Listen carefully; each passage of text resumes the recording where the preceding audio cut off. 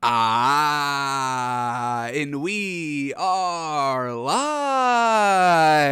Welcome back to Takes by Fans. We got a great show for you today. As always, we are live every single day at noon Eastern. If you want to watch live, head over to twitch.tv/takesbyfans. If you want to watch but not live, head over to our YouTube channel, Takes by Fans. We post all of our shows and clips of the show there on a daily basis. And if you just want to listen, we are on podcasting apps, Spotify, Apple Podcasts, Google Podcasts, iHeartRadio. So, however you want to watch or listen, we've got you covered multiple ways. Alrighty, today's a big old Friday, folks. And man, oh man, the NBA last night was holy moly. That Bucks Nets game. Did y'all watch that's got to be the greatest game of the whole season, folks. Maybe one of the best games in regular season history, folks. Wow, oh wow, oh wow, oh wow. And the Bucks get it done. And this one single game, I think truly changes the entire landscape of the MVP discussion. I think Giannis may have slid into that number one spot because, man, oh man, that three-pointer he drained to tie it up. Giannis, a big who hasn't been able to hit free throws or three-pointers for his entire career, has stepped it up mightily this season, and now he's out shooting threes to Kevin Durant. The man made a big three to tie the game when Kevin Durant couldn't make the big shot to win the game. I mean, that's Kevin Durant. Kevin Durant's always the big shot. Rise over LeBron James to secure a finals championship. But now he can't do it here against Milwaukee. Another reason why, maybe the Nets are a little bit overrated. We're supposed to be scared of the Nets. We should all be scared of the Bucks because Giannis is hitting threes now. Man, oh man, let's save it a little bit because we're spilling all of our good stuff. We're spilling all of our good stuff here at the intro of the show. So today on the show, man, oh man, breaking down the fantastic. There was only 5 games on last night. 5 games on last night, and they were all pretty gosh dang good. Once again, the NBA is back, folks. These teams are back. Great competitive games are back. So, break down the NBA from last night, bet on the NBA tonight. We got to update our power rankings, folks, and I am so impressed. We got a little bit of a surprise in our power rankings that if you asked me if we would do this maybe even just 3 days ago, I would say, of course not. We would never do this, but here we are doing it. Man, oh man, the league has truly been exactly what we've been asking for, so we got to reward it. So, power rankings, breaking down the NBA, betting on the NBA. We got to get to some NFL stories as well. Try to clear our backlog as well. Try to watch Malik Willis as well. So we'll see how far and how many of those things we get to in the NFL. And then the last thing I do want to kind of maybe close on the show on, I have been, reflecting on how we talk about some players and teams on the show as of recently, folks. And I think I owe an apology to Aaron Rodgers. So I think we will try to fit that in today on the show. It's been something that I've been thinking about a little bit. Just, how, once again, we don't want to kind of be the guy, the person, the sports show, whatever you want to kind of call us over here. We don't want to be the guy, the person that just, knocks on everybody and, says things for shock value. Not that we do that, but, the person that we do kind of go the hardest on is Aaron Rodgers. So I do want to kind of, apologize a little bit to the man here, and I think we will do that today on the show. So we'll try to do that a little bit later in the show. Our apology to Aaron Rodgers.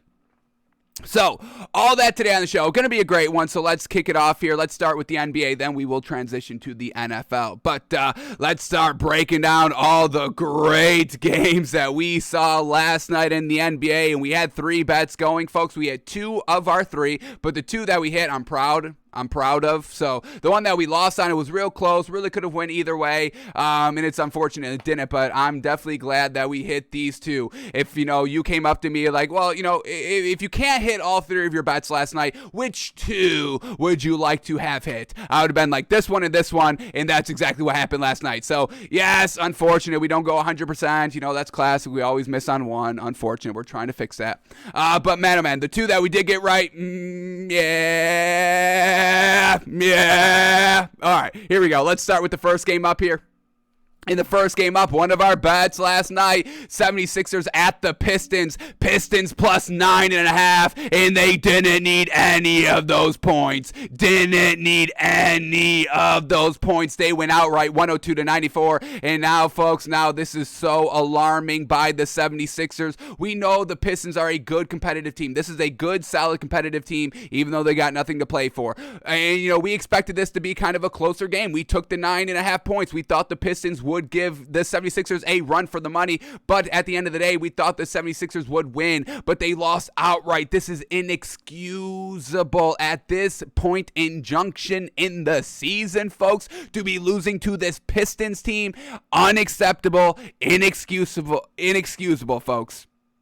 So, 76ers lose 102-94, and once again, another flounder job in the fourth quarter. What are our two biggest concerns? What are our two biggest concerns on this 76ers team, folks? Their depth and their fatigue factor. Can they go all the way? Their conditioning. Those are our two biggest concerns, and we just got that big concern last night proven again for the second time. James Harden and Joel Embiid shoot 3 of 9 in the fourth quarter. 3 of 9, and Joel Embiid has only taken 3 shots. Why is Joel Embiid your number one option out here? Once again, James Harden's great, but Joel Embiid is the number one option. James Harden, a little bit more of a facilitator on the floor. Yes, he can score almost at will, driving, step back three, yes, but he's always looking for the best play to be made. Yes, we know that about him. So Joel Embiid, your number one guy, only taking 3 shots in the fourth quarter? The hell is going on? And the 76ers only made 15 points in the entire of the fourth quarter. They got outscored kind of doubly here. Detroit outscored Philadelphia 29-15 in the fourth quarter. They must get it going and play a full 4 quarters of basketball, but we have not seen that by the 76ers team. I don't even think at all. And I know they've won some games, but I don't even know if they've put a full 4 quarters of good basketball together since the trade. Inexcusable again.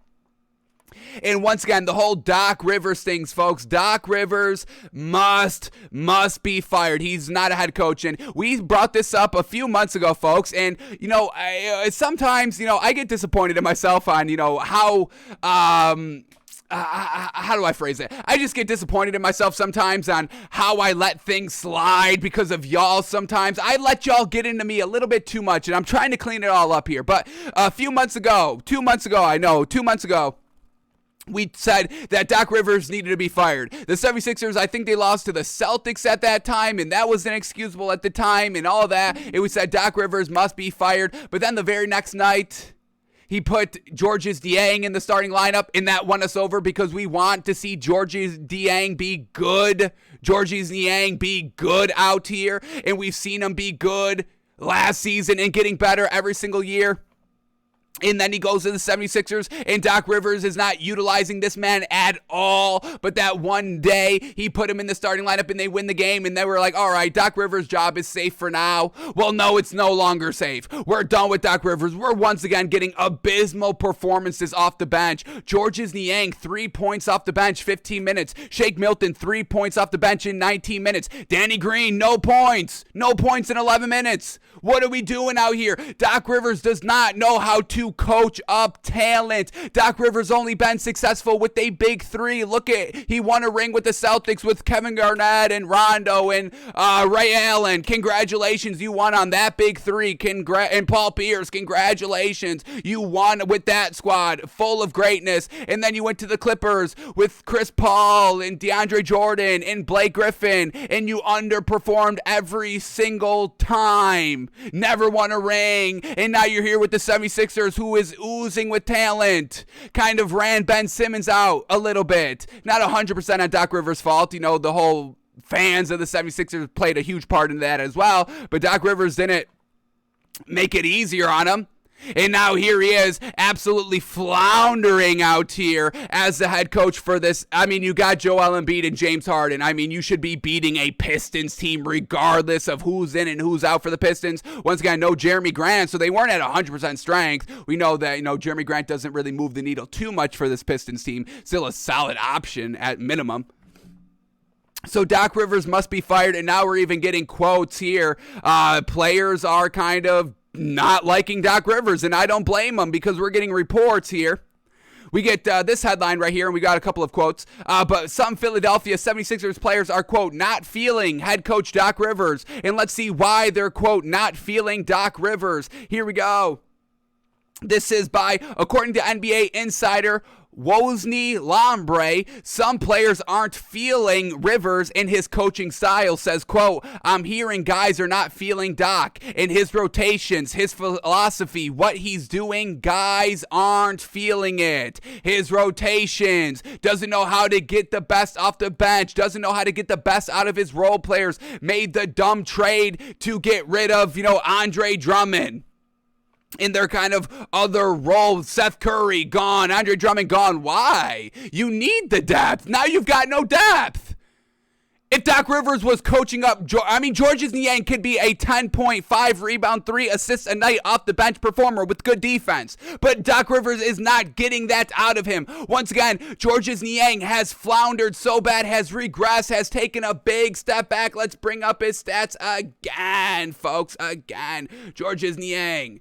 This man, we had high hopes. We've been kind of banking on Georges Niang all season long. We're like, all right, he's going to get there. He's going to get there. He's going to be a real solid piece out here for the 76ers team. And he's doing nothing. Absolutely doing nothing. Averaging 9 points and 2 rebounds. Even though he's playing more minutes, he's averaging 23 minutes a game this season for 9 points. Where last season he was averaging 16 points coming off the bench for 7 points.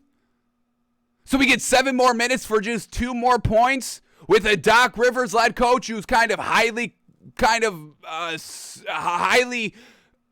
talked about in the national media because he's got the wins, he's got the rings. Once again, with all talented, very talented teams. So Doc Rivers is not a good coach, folks. Coach. Getting the best out of your players, your role players, not just your superstars, not just relying and living and dying by what your superstars do. No. Coach them up. Get the best out of them like Ime Udoka, folks. For the Celtics. They're still being competitive with no Robert Williams.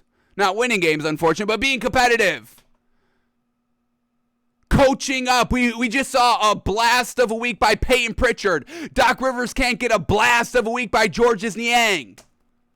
Doc Rivers needs to go, folks. He's got to be fired. He's holding this 76ers team back 100%.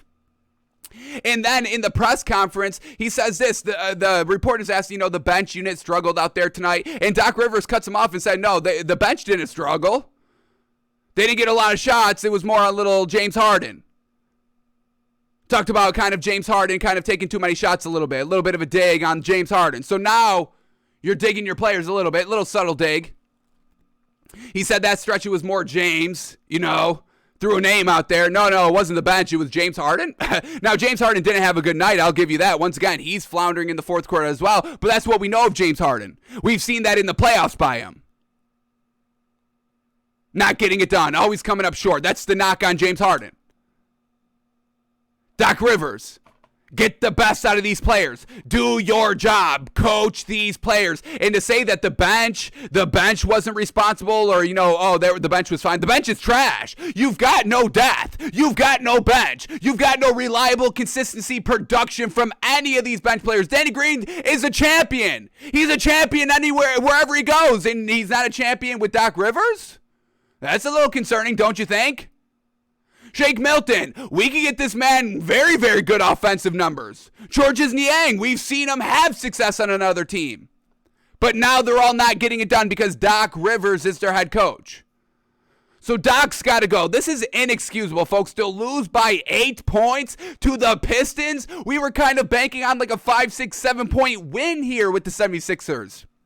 We liked the 9.5. That's what we bet on. But we thought the 76ers would win by 5, 6, or 7. They lose outright. Inexcusable.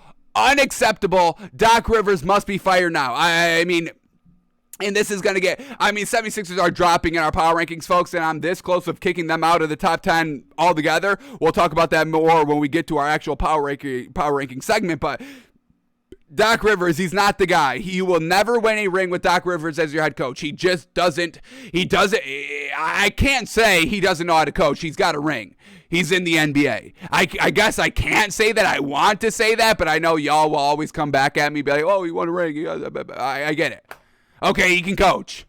Not very well. Not very well. Not better than all the other NBA coaches. Yeah, I take every single other NBA coach over Doc Rivers. I guess that's how I'll put it. Yes, Doc Rivers can coach, but I take every single other coach that's ever coached in the NBA over Doc Rivers. Okay? Okay? Does that satisfy y'all? Will that keep y'all from coming at me saying Doc Rivers can't coach? Because that's how I'm going to phrase it. There it is. I take every single other coach over Doc Rivers. So 76ers lose, folks, 102-94 over this Pistons team. Let's start with the Pistons since they got the win. Cade Cunningham, who we love, we can rely on, nothing to play for, still competitive, 27 points, 4 steals, 6 assists, 2 rebounds on 60% shooting. Yeah, we'll take that. Sadiq Bey, who we can count on. Always reliable, always consistent, 20 points, 4 steals, 3 rebounds. Yeah, 4 of 12 from the 3. Yeah. Isaiah Stewart, no points, but 12 rebounds. Yeah, doing his best against Joel Embiid, and we know that's a tough-ass matchup for any center, let alone not kind of a tier 1 center in the league. Isaiah Stewart still got the job done. Off the bench, Pistons can have great bench production, but the 76ers can't? Killian Hayes, 10 points, 3 steals, better than anything that you put out there, Doc Rivers, off your bench? Kelly Olynyk, 12 points, 5 rebounds. Anything that you've done better, Doc Rivers? No. I mean, literally every single bench person. Braxton Key, 6 points, 4 rebounds. Isaiah Livers, 9 points, 2 assists, 2 rebounds. Frank Jackson, 2 points, 2 assists, a +6 in 13 minutes on the floor. All their bench players got it done. Who's the Pistons head coach? Who is the Pistons head coach? Let me get this up. Pistons head coach. I'm taking him over Doc Rivers. Dwayne Casey. I'm taking Dwayne Casey over Doc Rivers. Not sorry. So, yeah. 76ers, bad. Very bad. Not a good team. They're not winning a ring. They're not winning the ring this season, folks. Just not happening. So, and I believe the last time we ran through the playoffs, scenario, walking through every stage of the playoffs, I believe we said the 76ers were going to win. No longer. No longer that. Nope. No, once again, we will redo that at the very end of the regular season before the play-in tournament games. We'll do it after the play-in tournament games again. But, yeah, I cannot see the 76ers team winning any, I don't even know if they win the first round of the playoffs, folks. Who they got right now? If the regular season ended today, playoffs started tomorrow, the 76ers, okay, well, yeah, they win round 1. I mean, they face the Bulls. I mean, come on, yeah, they'll beat the Bulls. But other than that, yeah, I mean, when they have to face the Bucks, good luck. Good luck. You're lucky that the Celtics are a little bit banged up right now as well. So 76ers, they're not winning a ring. Maybe a playoff series, maybe 2, but they're not winning the ring. No way.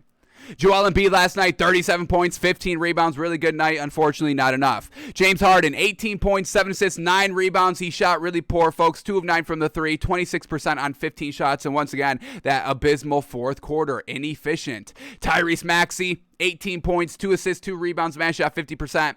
Tobias Harris, 14 points, 5 rebounds, 3 assists. Once again, all right, he shot 66%. We'll give it to him, but it's just the other role players Matisse Thybulle, 4 points. Georges Niang, 3 points. Shake Milton, 3 points. Danny Green, 0 points. DeAndre Jordan, 2 points. Furkan Korkmaz, 0 points. Why is Korkmaz now only playing 5 minutes? I mean, it's just not adding up. Nothing's adding up. Nothing of the rotations work. The bench doesn't work. The players are right. These sources, these quotes that we just read, these are all what we've been saying. And now we're getting kind of from the players' side as well. From the quotes, at least, if we believe the quotes, which I do. The players aren't happy. So, 76ers, I don't know what they've got to do, but, well, I do. I guess I do know what you got to fire Doc Rivers. They won't do it, but this is what you've got to do. And until Doc Rivers is gone, this 76ers team will not win a ring. So, 76ers lose outright to the Pistons, 102-94. Man, oh man, should have taken them on the money line. Yeah, we got 9.5 points, but we didn't need them. Unfortunate. Pistons win 102-94. Fire Doc Rivers now. All right, next game up here, Cavs at the Hawks, and yeah, Hawks, man, oh man, thank y'all.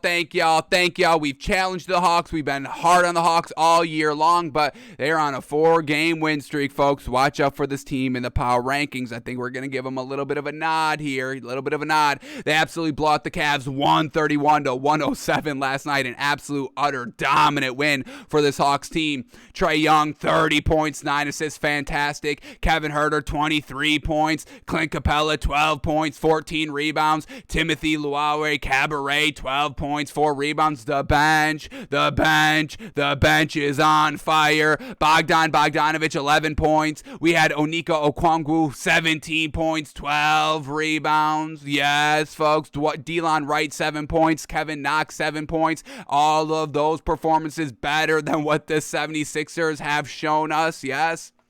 So Hawks getting there took them the entire year basically, but hey, they may finally be here. Shout out to the Hawks for getting it all together.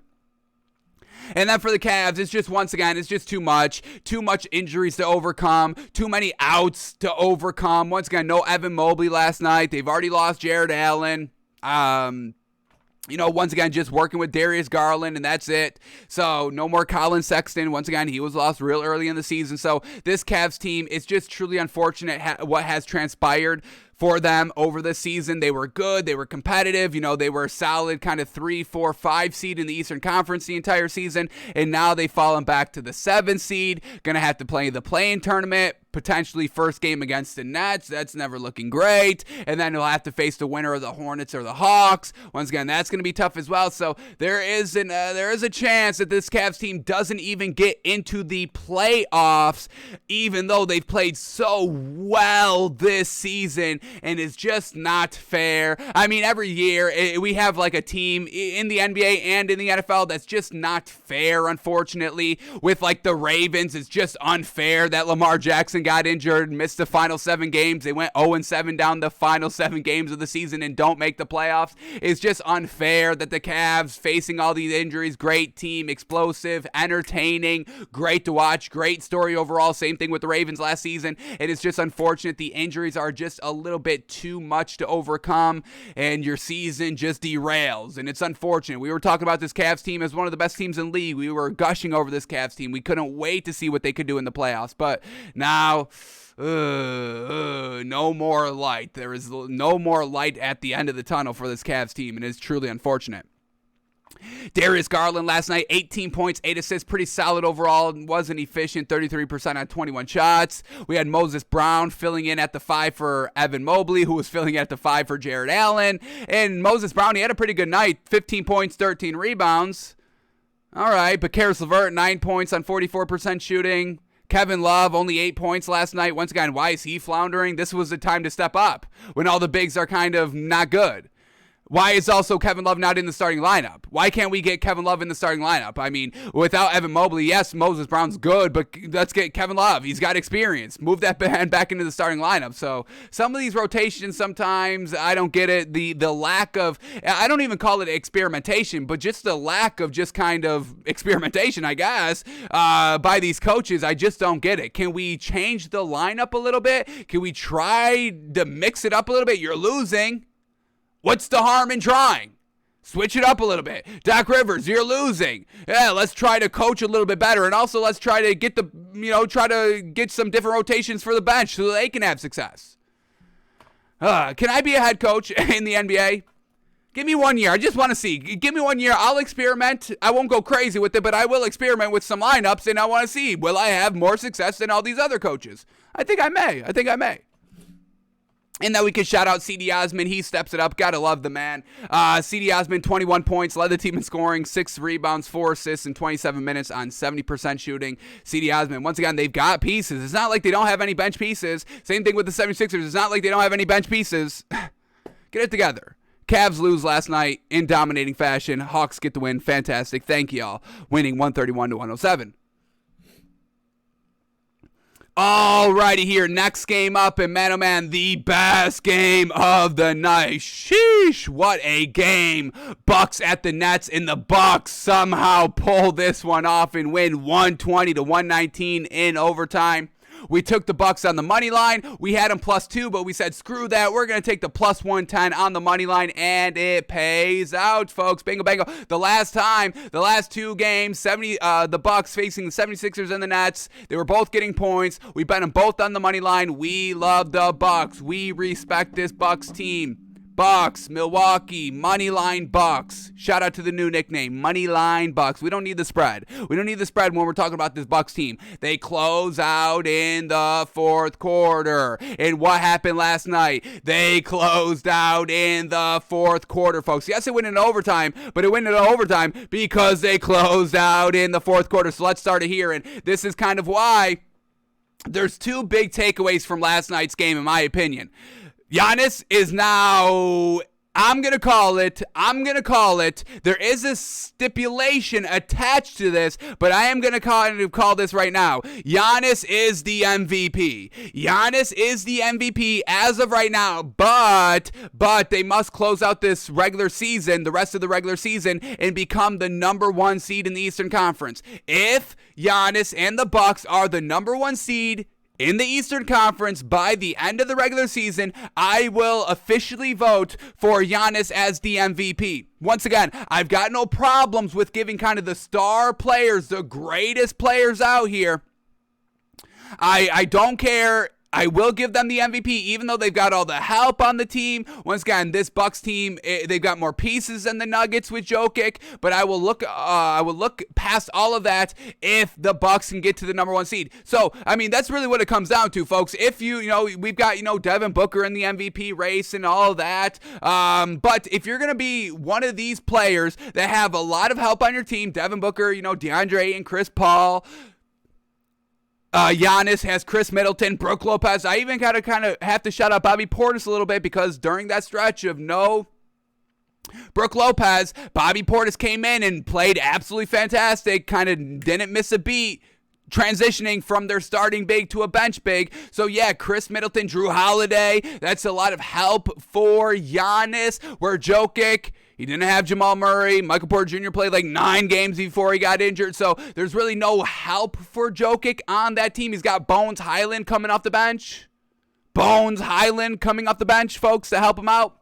So if we're going to give the MVP to Giannis, that's fine. That's absolutely fine, but you're going to have to kind of, show it in the record. Be the best team in your division, be the best team in your conference, try to have the best record overall, and if the Bucks can finish number 1 in the Eastern Conference, I will give Giannis the MVP basically solely, single-handedly off of last night's performance because it was epic, it was fantastic, it was clutch, it was great. It is what MVP truly means. So, Bucks currently a half a game back from the Heat for that number 1 seed. They're currently the 2 seed. So if the Bucks can get the number 1 seed, I will give Giannis the MVP. That is the first takeaway from last night. The second takeaway from last night is Kevin Durant is a mother-loving problem, an absolute problem. So now I am starting to see why we should be a little afraid of the Nets, but that's really it. That's the only reason I am afraid of the Nets, because Kevin Durant can just be like, all right, give me the damn ball, and we'll just kind of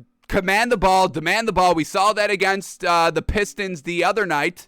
Kevin Durant in the second half just demanding the ball, rising up and shooting over everybody. 3-point, mid-range, deep mid-range. It didn't matter. He was hitting it over everybody. And Kevin Durant kind of did the same thing last night. He wasn't clutch, but Kevin Durant, we know he's a mother-loving shooting assassin out here. And once again, this always comes through. So Kevin Durant, he's fantastic. He's one of the best shooters of all time. And that is really the only reason we should be afraid of this Nets team. Those are the two big takeaways from last night. But let's take it from here. Nets down 110-107 because nobody could score. The Nets went scoreless, and I also want to kind of bring this into it. The Nets went scoreless for like the last 2 minutes and 40 seconds. So the Nets, whose offense everybody kind of clamors over of why, you need to be afraid of the Nets. Well, they've got Kevin Durant and Kyrie Irving. They can score at will. Kevin Durant can. Kyrie Irving, it's all right. He's good. Don't get me wrong. I'm not knocking Kyrie Irving, but Kevin Durant, he's next level. He's a true problem out here. So, Nets, the great offense of the Nets, they don't score for the final 2 minutes, 40 seconds. Andre Drummond misses free throws that hurts them, missed both free throws. That kind of attributes to their no points in the final 2 minutes and 40 seconds, where Giannis, the man, hit a three. Giannis hit a clutch-ass three. And the Nets go scoreless for the final 2 minutes, 40 seconds. But let's take it right here. And Giannis, he missed the first attempt. Bucks down 110-107 with 25 seconds left. Giannis. Or hang on, this is the wrong one. Where's this one? Here it is. This is the first one. Here we go. Let's take it back. Let's rewind it a little bit. Bucks still down 3, 110-107. Giannis wide open at the top of the three-point line. Wide open. Giannis shoots a three, and it does not go. Nets get the rebound, but they can't make any points with it. So it is still a three-point game with 25 seconds left. Giannis, a little bit of a bad pass, but he gets the ball. Step back three by Giannis with 18 seconds left to tie up the game at 110. Giannis, a step back three. This is the team we should be afraid of because Kevin Durant had two opportunities to close out the game with his great shooting, and he came up small both times. Like we saw him come up a little bit small in the playoffs last year. Remember, Nets in the Bucks, Game 7, Kevin Durant, toe on the line, only counts for 2, and that's kind of why they lose the game. If it was a three-pointer, they would have beaten the Bucks Game 7, but his foot was on the line. Kevin Durant came up small, and very minuscule small, like millimeter small, because his little toenail was on the line, so it only counted for 2 points. Kevin Durant, once again, coming up small here again. Kevin Durant tied 110-110 after Giannis's step back three to tie it. Kevin Durant tries to get in the middle right here and does a turnaround jumper, and it does not go because of Giannis's great defense. Look at Giannis play this help defense, runs from the paint all the way to the mid-range right here, covers Kevin Durant. Kevin Durant can't get a good look up and has to chuck it up. Well done for not calling a foul because there wasn't one, but y'all know how these refs be. And the shot does not go, so we go into overtime. And once again, Kevin Durant down only 1 point here, has a chance. Turnaround three-pointer right here with 3 seconds left, and that's no good. So Kevin Durant, who's so great at shooting the basketball, which he is. I'm not knocking him or kind of being, facetious when I say that or anything like that. He's a great shooter, we know it, but he comes up small against the Bucks. So once again, why are we going to be scared of the Nets? If there's any team in the Eastern Conference that we are going to be afraid of, it's the Bucks. It's Giannis. He's hitting threes. He's hitting game-clinching threes. Do you know how disgusting that is? The man made 1 3 all game, and it was the biggest three maybe of his entire career.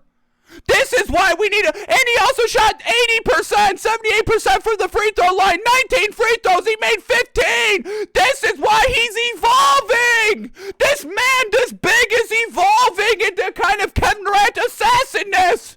That's why we need to be afraid of the Bucks. That's why if the Bucks are the number 1 seed in the Eastern Conference, you give Giannis the MVP. Because he's developing 44 points, 6 assists, 14 rebounds against the Nets on the road. Going toe-to-toe against Kevin Durant and out-shooting Kevin Durant? What? This should be illegal. This is something you make on 2K with all the sliders up on the easiest mode. But this is real life now. Oh my goodness. Giannis may be the new greatest player in the league, and he's still young, folks. This is a problem. He's getting better. He's evolving. Ben Simmons still can't even shoot, but Giannis is hitting game-clinching threes? What is happening? I think we can give him the MVP, folks, if they're the number 1 seed in the Eastern Conference. That's all they have to do. I will change my official vote from Jokic to Giannis if they can secure the number 1 seed. So, man, oh man, and this game was absolutely brilliant. I mean, once again, folks, if you did not watch this game, I'm sorry. It was absolutely phenomenal, fantastic, best regular season game of the season so far. And didn't we just have like another great game? All these, I can't even remember the last great game because this one was just so gosh dang amazing, folks. So Giannis, folks, an absolute dominating performance. He's a dominator. He's just amazing, folks. Giannis, holy moly, last night, 44 points, 14 rebounds, 6 assists, 1 steal, shutting down Kevin Durant when he needed to, a plus 12 on the floor, the highest plus minus for this Bucks team a little bit by far. So, wow, oh wow, Bucks, and y'all did it at the right time because we got power rankings coming up in a few minutes, folks. So Giannis and the Bucks get it done. An absolute great game. Chris Middleton, 16 points on 33% shooting. He needed to step it up a little bit, and still, Giannis overcame all of that and got it done. Shout out to Drew Holiday with 19.6 steals, 8 rebounds, and 4 assists. That was fantastic. And Pat Connaughton coming off the bench with 11 points and 5 rebounds helps out as well. For the Nets, Kevin Durant, 26 points last night, 11 assists, 7 rebounds. Overall, kind of classic Kevin Durant game. Shot only 47%. That's where it's not too characteristic. Once again, we know this man's very, very efficient, so 47% is not very good for him. Kyrie Irving, 25 points, 5 assists, 3 rebounds. He couldn't kind of do anything. Once again, scoreless in the final 2:40. Let's see who took shots in the final 2 minutes and 40 seconds of the fourth quarter before overtime happened, folks. Here we go. These are everybody that missed shots, couldn't close it out, couldn't clutch it up. Here we go. Kevin Durant was the last person to score, 2 minutes, 14 seconds to put up 110 points. Then we get Kyrie Irving, misses a turnaround fadeaway shot. We got Bruce Brown missing a tip dunk. We get Andre Drummond missing 2 straight free throws. We get Seth Curry missing a 3-point shot. We get Bruce Brown with an offensive turnover. We get Kevin Durant missing that turnaround jump shot to win the game that we all just watched. So nobody could be clutch for this Nets team. They don't play any good defense. Their offense is struggling in key times. I mean, that should have been the only thing not under debate for the Nets. Their clutch ability. They had Kevin Durant, Kyrie Irving. They did have James Harden. And, now nobody can hit a clutch shot. Those are 3 clutch closers. Kyrie Irving, big shot in the finals to win. Kevin Durant, big shot in the finals over LeBron to win.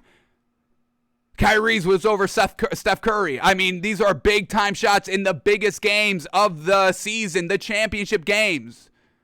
And they can't do it here, regular season at home against this Bucks team.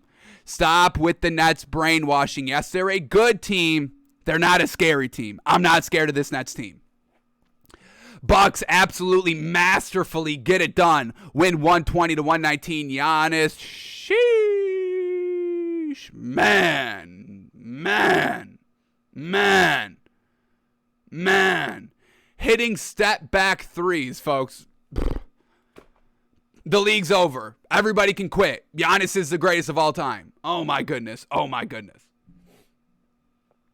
All right, here we go. Final 2 games of the night here. We got Clippers at the Bulls, and this goes into overtime, but the Bulls win 135-130. We had the Clippers +2. They just couldn't close it out, and the Bulls win in overtime 135-130. Now, good win by this Bulls team.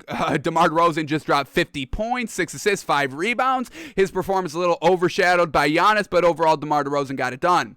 Zach LaVine, 21 points. Vucevic, 22 points, 14 rebounds. Ayo still at the 1, 8 points, 2 assists. Alex Caruso at the 2, 7 points, 7 assists. But Kobe White, 11 points, 1 assist coming off the bench, plus 17. Gotta love it. So, Bulls get it done. Clippers, no, Paul George last night, 22 points, 3 steals, 5 assists. Once again, 2 of 9 from the 3. Paul George letting us down a little bit last night. We had Reggie Jackson, 34 points, 7 assists. Man, oh man, Reggie Jackson, when this man gets juice, when this man is energized, this man is a fantastic point guard out here. And then Marcus Morris, classic, 20 points, 4 assists, 4 rebounds. Nicholas Batum, 17 points, 5 rebounds. Off the bench, Luke Kennard, 11 points, and unfortunately just come up a little bit short in overtime. But this Clippers team is still good. The Bulls, yes, they beat the Clippers, but once again, this Bulls team, they're not moving the needle for us, all right? Bulls get the win. Took them long enough. They win 135-130. Then the last game of the night, Lakers at the Jazz. Jazz finally win a game, close out a game, don't blow a lead like in classic Jazz fashion, and all it took was to face a LeBron-less Lakers. Congratulations to Jazz. You finally won a game. 122-109 over the Lakers last night. For the Jazz, Bogdanovich is back, but he only shot 1 of 6 for the 3 for 11 points. Rudy Gobert, 25 points, 17 rebounds. Donovan Mitchell, 29 points, 7 assists. Classic Donovan Mitchell game. Jordan Clarkson off the bench, 19 points. Classic Jordan Clarkson game. And then for the Lakers, we had Russell Westbrook, 24 points, 7 assists. Malik Monk, 14 points, going back to floundering. Dwight Howard, 21 points, second leading scorer. That's when you know something's wrong. So, Lakers are classic. Lakers can't win with LeBron, can't win without LeBron. And the Jazz are, I don't even know if I call this back on track, but they won last night, 122-109. Alrighty, that is all the NBA from last night, folks. So now let's see what we've got on tap tonight. And we found great value last night, folks. We've been finding amazing value down the stretch of the regular season here. Vegas has still not learned over this entire season, over the entire regular season. Vegas has still not learned, giving us great value. Pistons plus 9.5. Oh my God, Bucks getting points? Oh my God. When are y'all going to respect the Bucks? Yes? They've been getting points against the 76ers and the Nets. Can we stop it with those teams? They're not good. We know this. We've been known this. So, where's the value tonight, Vegas? Huh? I'll find it. If you're not going to tell me, I'll sniff it out. Do you need me to sniff it out? I will sniff it out then. If they're not going to tell us, we'll sniff it out. So here we go. What do we have on tap tonight, folks? Here we go. First game up, we got the Mavericks at the Wizards. Mavericks -9, Wizards +9. Love the Mavericks here. Wizards, Kyle Kuzma's out, so it's just going to be, once again, Porzingis out there by his lonesome. And for the Mavericks, we get Frank Nicotilina, a game-time decision. Tim Hardaway Jr. out, Sterling Brown out, Trey Burke out. So usual suspects out here. We like this Mavericks team, -9, folks. I think it's a little bit too much for us at this current moment. Porzingis has been a little bit competitive out there by his lonesome, putting up some decent performances, and, swallowing 9 on the first game. I don't think we need to do that. So let's continue rolling, and if we need to come back to this game, we will, but I don't think we need to. So let's keep going here. Next game up. We got the Raptors at the Magic. Raptors -11.5. Wow. Raptors -11.5. Magic +11.5 here. This Raptors team has absolutely been getting it done, and that will be reflected in our power rankings coming up shortly. But for the Raptors, Malachi Flynn is out, and Yuta Watanabe is a game-time decision, so we're going to have all the starters in the starting lineup. Love seeing that. And for the Magic, just the usual suspects out, folks. Really, just Jonathan Isaac out for the year, which we've already known. So, all right, so Magic, nothing to play for. Raptors -11.5 here. That should hit. Once again, I don't want to swallow 11.5 points if we don't have to. Once again, we just got +9.5 and they went outright. We don't need to swallow points if we don't have to. So let's come back to this game if we need to. I'll swallow points, but not 11, not double digits if we don't have to. Is this the fear coming back along? Maybe. I won't lie to y'all. Maybe. But let's see what else we got. And then we'll face our fears if we have to. All right, here we go. Pacers at the Celtics. This may kill me. What I'm about to say during this stretch, folks, it may kill me. I'm already getting killed internally when we have to face our power rankings. I don't want to do that, but I may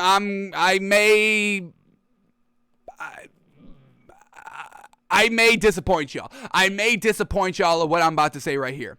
Pacers at the Celtics. Pacers +14.5. Celtics -14.5. I don't know if I could take the Celtics -14 here. I think I'm leaning towards the points. And I know it's disrespectful. The Celtics team, we love this. We've been championing this Celtics team, but losing Robert Williams, it may be too much to overcome. And But let's see what we got here. Pacers. Classics are out. Goga Batadze is a game-time decision. O'Shea Brissett's a game-time decision. Isaiah Jackson is a game-time decision. For the Celtics, it's just Robert Williams out. I am going to hate myself for doing this, folks. I'm truly going to hate myself for doing this. This Pacers team, they are competitive. They don't win, and they still lose a little big. But overall, they're a little competitive. 25 down against the Nuggets. They still stick in it, tie the game. They still lose by 7. Even though they tied the game up, down 25, they still lose by 7. But 14.5, I think, is just a little bit too much. I want the Celtics to win. I do think they win, but this Celtics team losing 2 straight games with no Robert Williams, their bench not able to kind of, fill in at that starting 5 that they desperately need. I know, folks. I know. I'm sorry.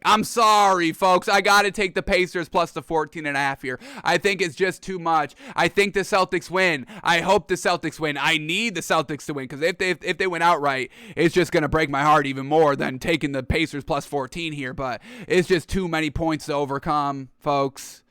Celtics, they're trying to refine their identity, trying to rework their lineups, their rotations, get it all together. Because they need Robert Williams back, and they're not getting him back. It's just unfortunate. So, Pacers plus 14, the most blasphemous thing I think I've ever done on the show. I've forsaken the Celtics, folks. And I'm sorry. And I apologize. And it won't get better in the power rankings. And it's just bad. It's just a bad time. It's a bad stretch of time. It's unfortunate. Celtics, I got to take the 14 here. I got to take the 14. All right, let's move on and never talk about that again. Here it is, folks, for the last time. I'm not reiterating these words for the rest of the show, so if you miss it, I'm not going back. Pacers plus 14.5. We're done talking about it. I cannot talk about it again. Here we go. Let's continue on. Next game up, Suns at the Grizzlies. Suns minus 7.5. Grizzlies plus 7.5 here. And this Grizzlies team being so competitive without John Moran. John Moran is still out, like we know. Steven Adams is a game-time decision. We definitely need him in. Desmond Bane, game-time decision. Killian Tilly out. Jaren Jackson Jr., game-time decision. Tyus Jones, game-time decision. So a lot of question marks here for this Grizzlies team. And then for the Suns, everybody's good to go. Classic. And Cameron Johnson is a game-time decision. So, Grizzlies plus 7.5 is definitely tickling my fancy a little bit over here. A lot of game time decisions. Let's go to NBA Fantasy Labs. Do we have any available information here? And we don't. All right. As long as Steven Adams is playing, I'm good to go on the 7.5 here by the Grizzlies. Grizzlies at home. It should be a really great game overall, and I think I'm going to take it. I think I'm just going to take it here. So let's take it. Warriors were just competitive against the Suns, which we didn't think would happen. I'll take the Grizzlies plus 7.5 here. Yeah, let's go Grizzlies tonight. All right, then we get the Clippers at the Bucks. Both of these teams on the back-to-back, so we will stay away from it. Clippers plus the 7, Bucks minus the 7. We'll stay away from it. I'm sure Giannis may even take the night off here. Giannis, no, he's not even a game-time decision. Don't be surprised if Giannis is not good to go tonight. Kind of a last-second out. So we'll stay away from this one because it is a back-to-back. Then we get the Kings at the Rockets. Kings minus 3, Rockets plus 3. Did these teams just face each other? Yes, they did. Kings win. And I bet this game. I didn't tell you all about this one, but I just took the Kings on the money line the last time they faced the Rockets. Barely squeaked that out. I'm not doing that again. We'll stay away from this reiteration of Kings Rockets. No, thank you. All right, next game up, we got the Pistons at the Thunder. Pistons minus 5, Thunder plus the 5. Well, we cashed it in on the Pistons last night. We don't need to kind of push anything here on back-to-backs, anything like that, so we stay away from this game. Then we get the Blazers at the Spurs. Blazers plus 15, Spurs minus 15. And we like the Spurs team, and that's going to be reflected in our power rankings. But minus 15 with them, I don't know if we go that far quite yet, so we'll stay away from that. That's just too big for a Spurs team. Let's keep, yes, we can celebrate the Spurs, but let's keep in mind they're still a 10th seed playing tournament team. 31-win team, yes? Okay, I'm not swallowing 15 points with a 31-win team. No, thank you. Then we get the Timberwolves at the Nuggets. Timberwolves plus 2.5, Nuggets minus 2.5 here. And this Timberwolves team, they need to prove that they can beat these good, above-average teams, and they just haven't been able to do that as of recently. Just got absolutely destroyed by the Raptors the other night and destroyed by the Celtics the other game before that. So, Nuggets minus 2.5 here.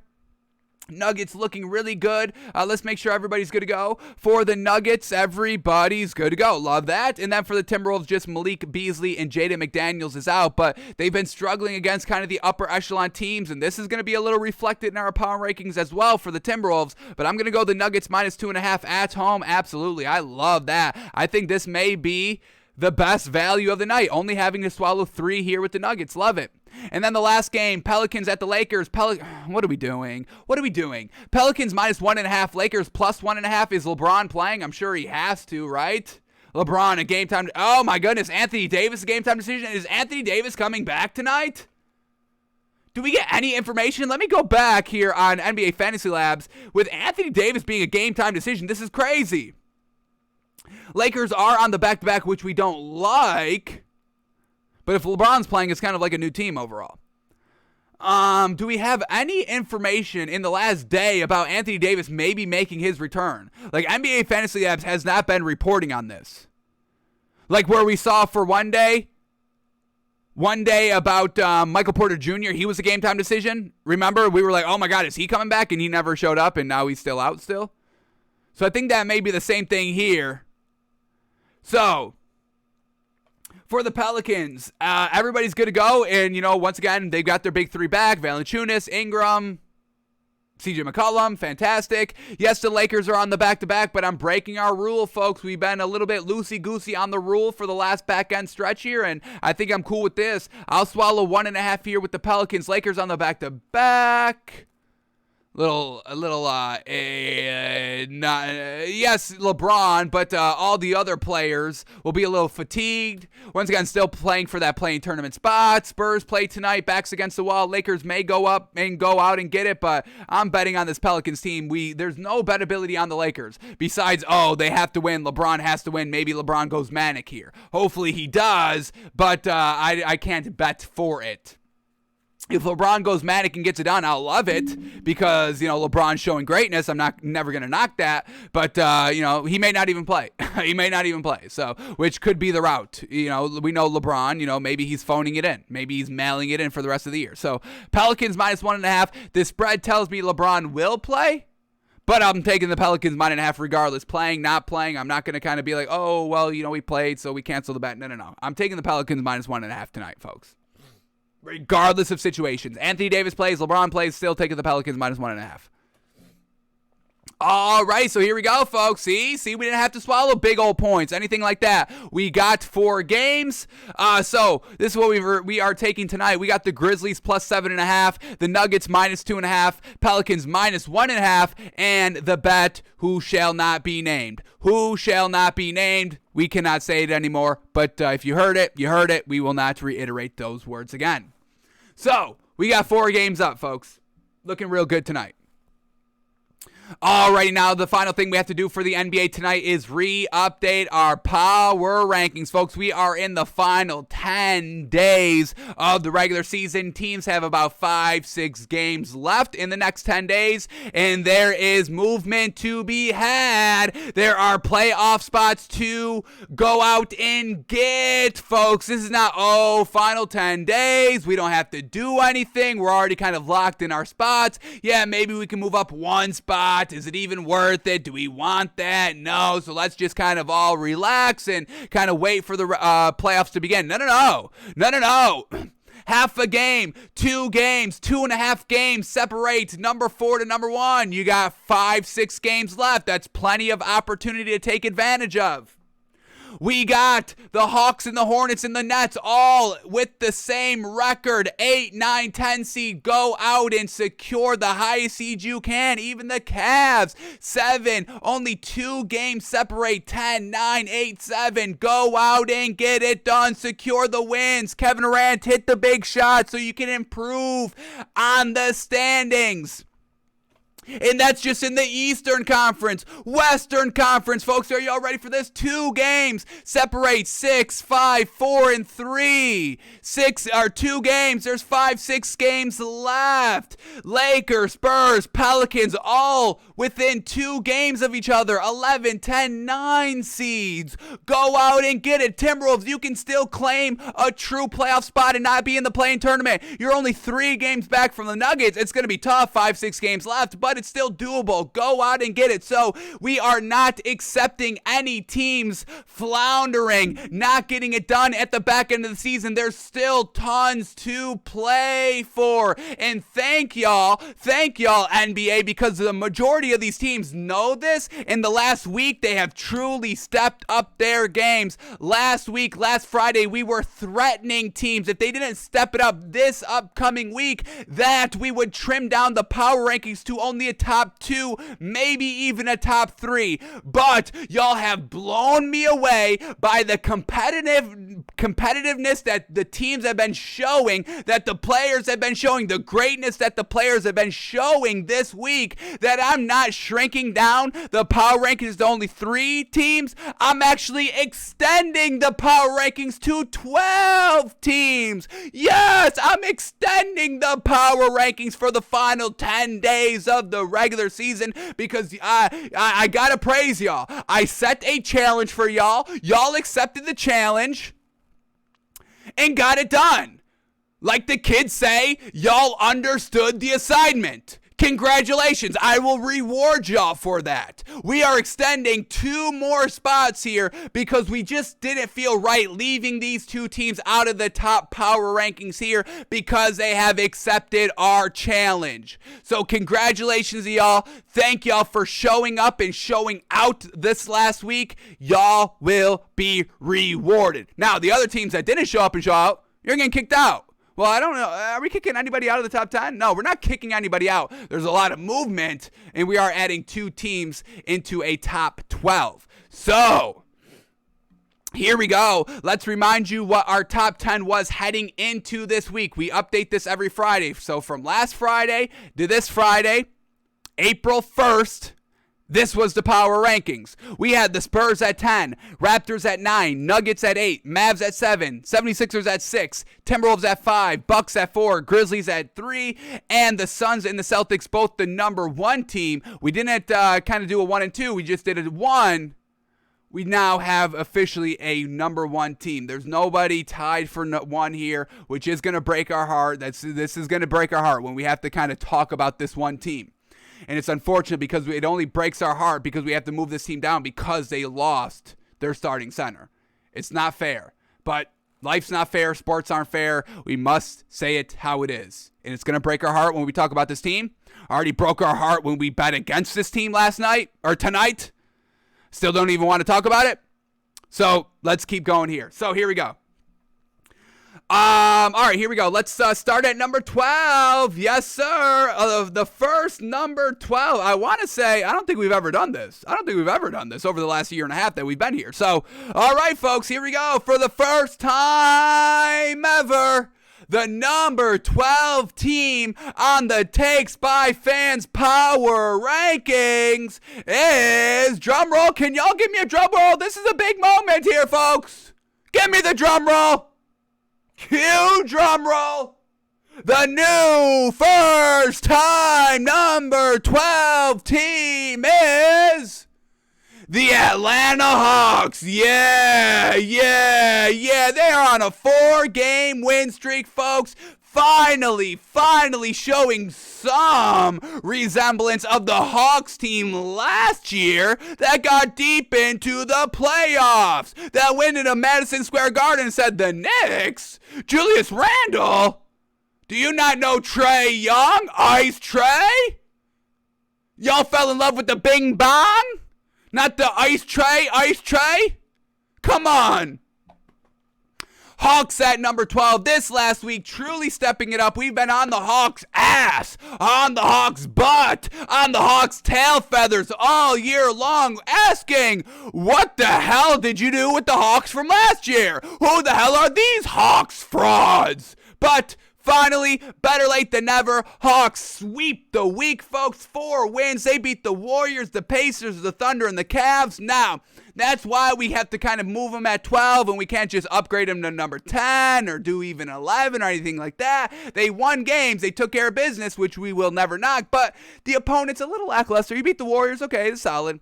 Pacers, meh.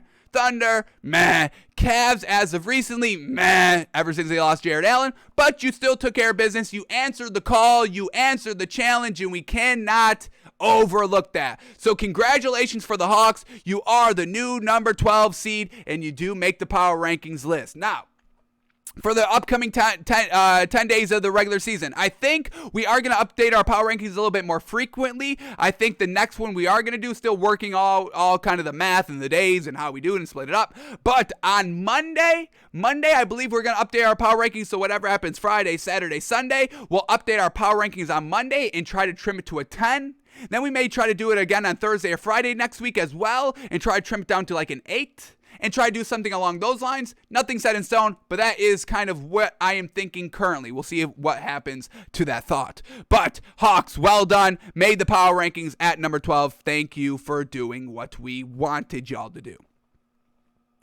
Alrighty, let's go to number 11 here. Another first time out here, folks. A number 11 seed in our power rankings. And once again, we just really couldn't overlook this team. They really got it done this week. So, the new number 11 team, I'm going the Hornets, folks. Love what they've been doing this last week. We can have even really 2 weeks climbing the ladder of that play-in tournament. And now the Hornets currently sit at that 9th seed, tied with the Nets at the 8th seed. So really, final home stretch, Hawks, Hornets, Nets all go out and get it done. Who's going to get it done? Who's going to be the highest kind of play-in tournament seed? Who's going to have 2 opportunities to get a playoff spot? And who's only going to have 1? The time starts now. The time's been ticking, but y'all are tied right now. So truly, the time starts now. Get it done. Spots to be claimed. Go out and claim those spots. Claim your spot, bruh. Claim your spot. Yes?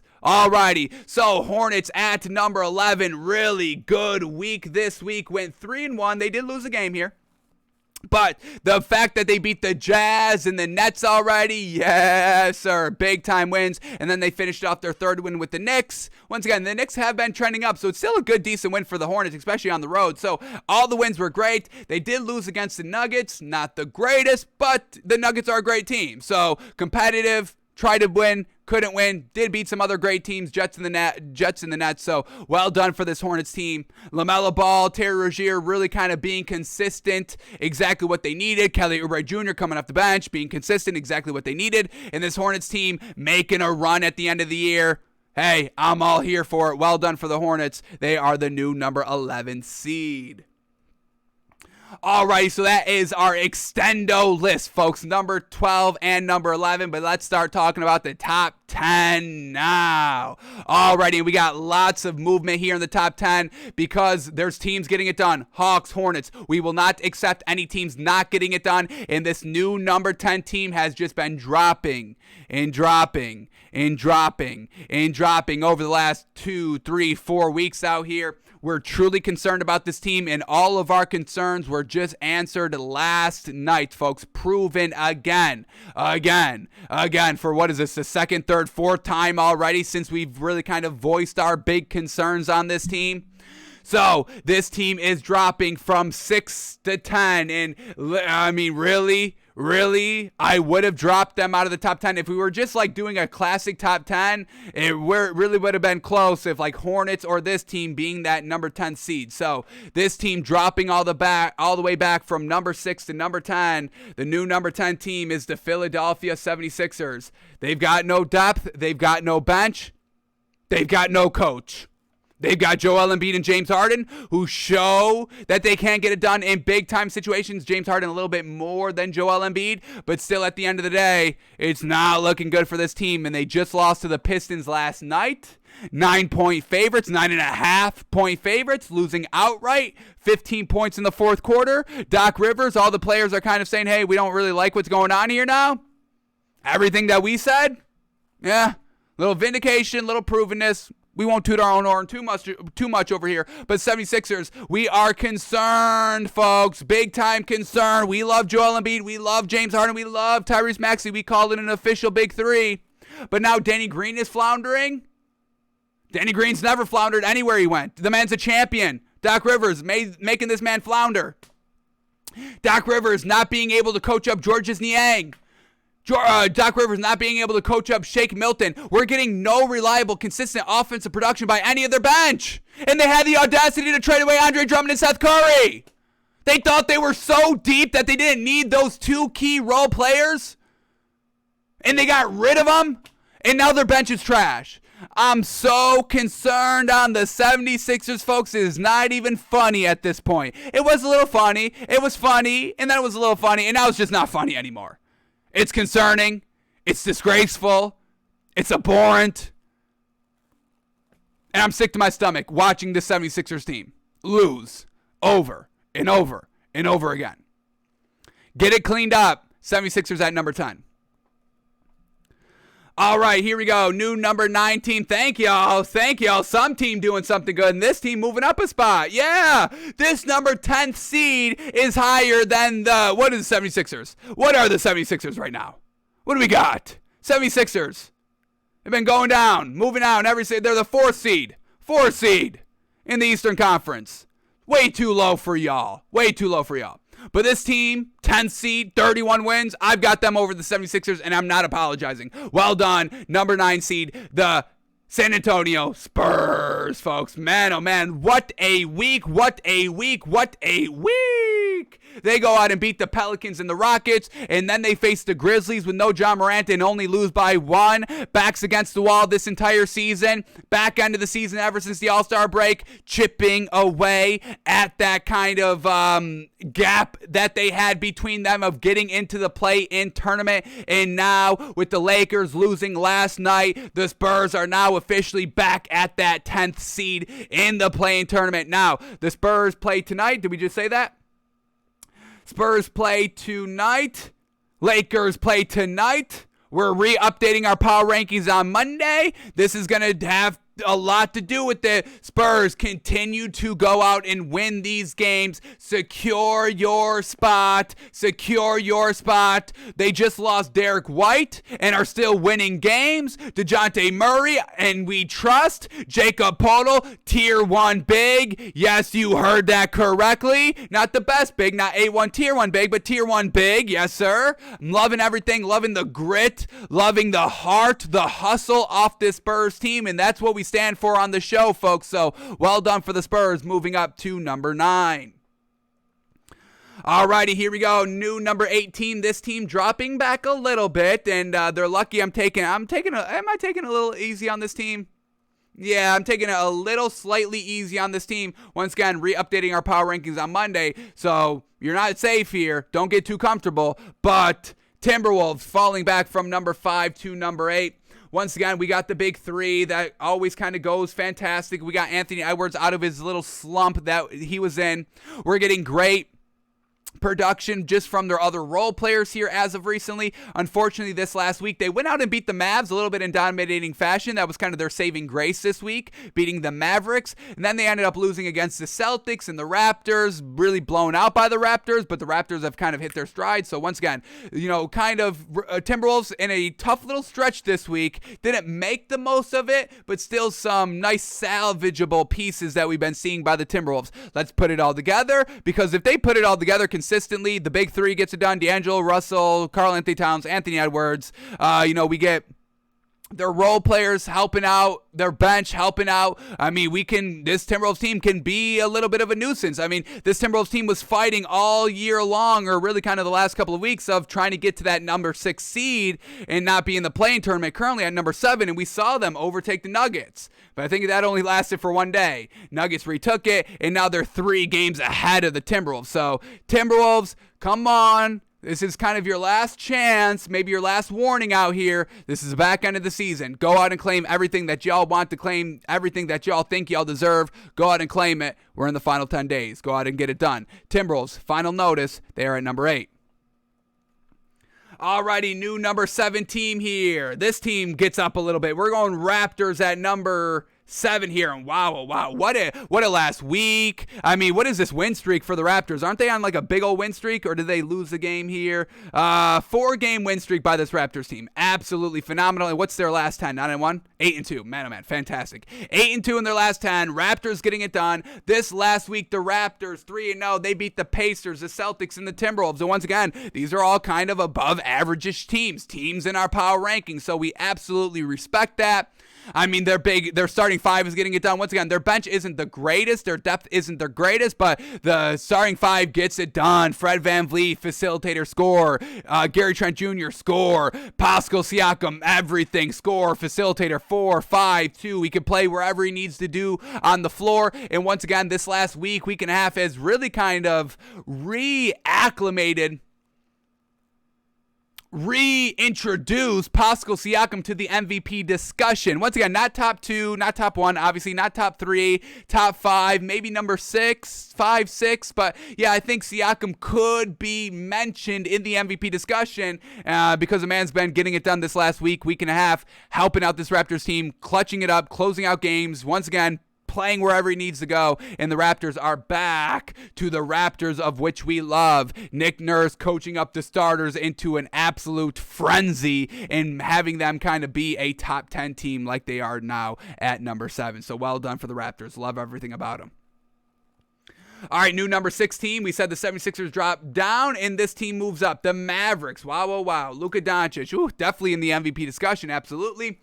And this last week, the Mavericks, they beat the Jazz. They beat the Lakers. They beat the Cavs. Unfortunately, lost to the Timberwolves. Not good, but we know the Mavericks, that's their game. They live and die by the 3, so when they lose here and there because the 3 doesn't fall, and that was kind of the game against the Timberwolves. It just was not falling. This Mavericks team, they're making a living and dying by the outside shot. They don't really have a big in a big's world anymore, and yet this Mavericks team is still making it work. There's no other team that plays like the Mavericks that are doing as good as the Mavericks right now, currently the 3rd seed in the Western Conference with 48 wins, and that record would really kind of put them at the 2 seed, fighting for the 1 seed in the Eastern Conference. So this Mavericks team, they've been absolutely extraordinary. Once again, the Warriors, they don't have a big, and they're not as good as the Mavericks. And the Warriors kind of they revolutionized, the 3-point shot with Steph Curry. I mean, the Mavericks are out-warrioring the Warriors, and the Mavericks are above the Warriors in the standings at the 3rd seed. The Warriors are the 4th seed. So everything the Mavericks are doing, it's working. It's working, and it's working again. Well done for the Mavericks, new number 6 team. All right, let's keep going here. We got a new number 5 team coming up, and another nice jump by this team. We got the Nuggets at the number 5 team. Once again, Jokic taking absolute care of business.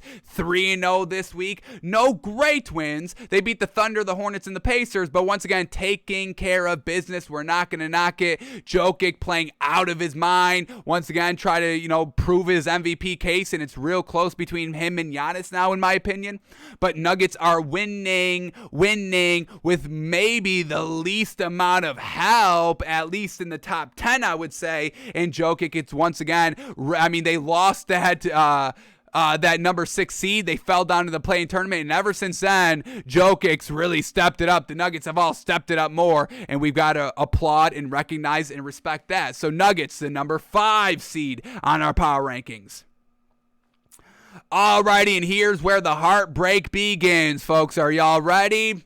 It pains me. It brings me no joy. I am absolutely saddened, depressed that I have to even say this, but the new number 4 team is unfortunately the Boston Celtics. They fall from number 1 to number 4, and I don't want to say this, but I'm going to let y'all know it could keep dropping. I don't want it to happen. I'm going to knock on wood here. But they could keep dropping.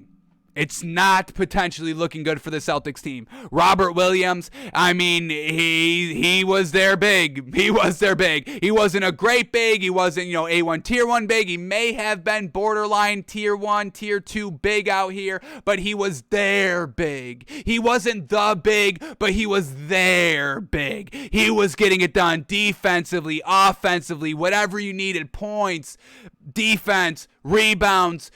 He's not a passer, but yeah, those two things, especially the defense. The Celtics are probably the best defensive team in the league, and Robert Williams was a huge attribute to that. He was their big, and now Daniel Tice has to become their big. He wasn't their big last season. They got rid of him. They're like, yeah, we're going with Robert Williams. He's our big. You're not our big. But Daniel Tice comes crawling back to this team. I just don't think he's that good. I don't think he's that good. Al Horford trying to hold it down. Jason Tatum trying to hold it down. Jaylen Brown trying to hold it down. Marcus Smart trying to hold it down. Derek White trying to hold it down. Ime Udoka just trying to hold it down. It may just be a little bit too much to hold down. Unfortunate. Celtics, number 4. Really because of just no Robert Williams. This last week, not the greatest. Celtics, they beat the Timberwolves, real good win, but then they lose against the Raptors and the Heat. No Robert Williams losing games. It pains me to drop them, but here they are. Celtics at number 4. All right, let's move on before I start to cry. All right, new number 3 team here. Actually, no new number 3. They stay number 3. Staying number 3 here is the Grizzlies. I mean, once again, they just keep winning. They just keep winning, and they could have been moved up, but man, oh man, we're getting great performances by other teams as well. But Grizzlies without Ja Morant, absolutely holding it down. The last week went 3-0. They beat the Bucks. They beat the Warriors. They beat the Spurs. So Grizzlies staying number 3. Now, this number 2 team. Here we go. Let's retype number 2. We got a new number 2 team here. No more code number 1s. New number team is the Bucks. And I know the Grizzlies already beat the Bucks this week, but, big old but. Did we just watch the Bucks last night? Yes. Well, that's why. Giannis hitting step back threes to tie games. Hitting free throws to clutch out, close out games. And I've never seen anything like this in my life, folks. The Bucks this last week, they went out and beat the 76ers and the Nets. Their only loss was against the Grizzlies. And yes, they've got the tiebreaker. Grizzlies have the tiebreaker over the Bucks. But what I just saw against the 76ers and the Nets, underdogs, going out and winning outright. Giannis playing absolutely greatness. I mean, if you look up greatness in the dictionary, it's going to be the final 2 minutes of the 76ers and Nets game of Giannis. It's absolutely extraordinary. Giannis is evolving. It's scary. We should be afraid of this Bucks team. Giannis hitting step back threes. Yeah, it's time to panic. We hit the panic button in the NBA. I don't even know if we need to play out the playoffs. I think we just give the Bucks the championship right now.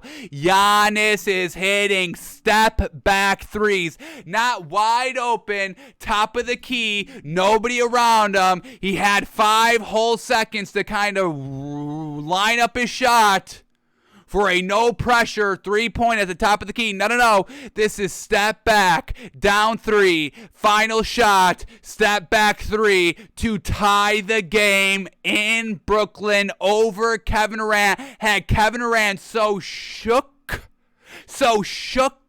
that he couldn't even hit the buzzer beater regulation shot or the buzzer beater overtime shot to win the game, which we've seen Kevin Durant do time and time again. Had Kevin Durant, Slim Reaper, shook. Bucks number 2. Number 1 team, we got to keep the Suns. Got to keep the Suns. And it's just fantastic. Devin Booker, Chris Paul, winning without Chris Paul, winning with Chris Paul. This last week, they only played 2 games, but they beat the 76ers and the Warriors, getting it done, holding it down.